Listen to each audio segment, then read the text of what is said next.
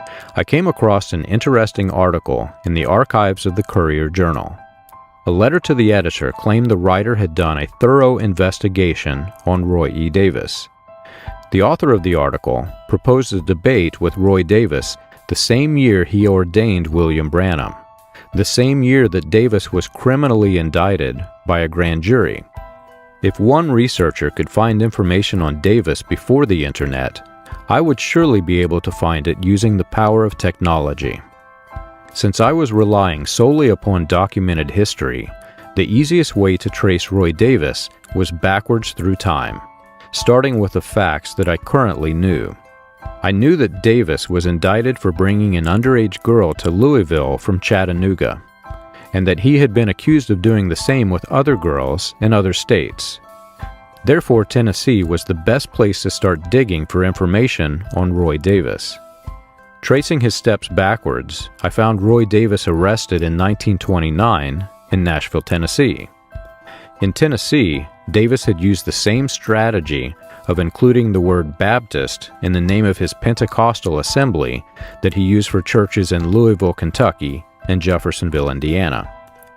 People in Tennessee were surprised to see the pastor of the Pentecostal Baptist Church, Roy E. Davis, threatening an opponent with a concealed weapon.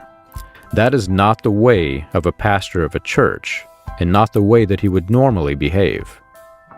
In 1925, I found that Roy Davis had made national news for his after-church activities in Tennessee.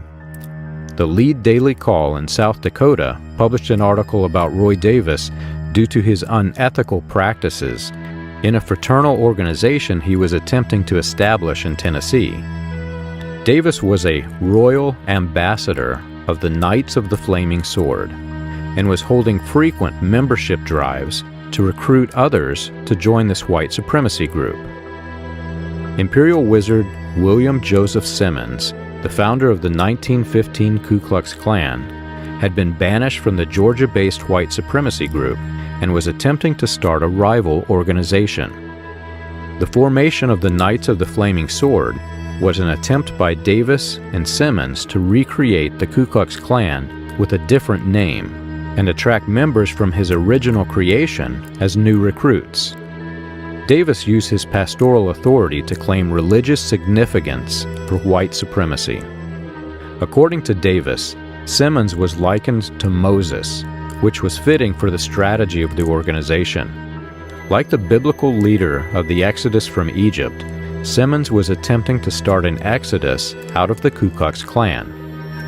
Davis symbolically tried to make the claim that the Knights of the Flaming Sword organization was the Promised Land, while the Ku Klux Klan was Egypt and should be left behind. This strategy, however, appeared to be one solely motivated by personal gain, which attracted the attention of the news media. According to the Associated Press, Simmons and Davis were taking people's money while accumulating millions of dollars for themselves.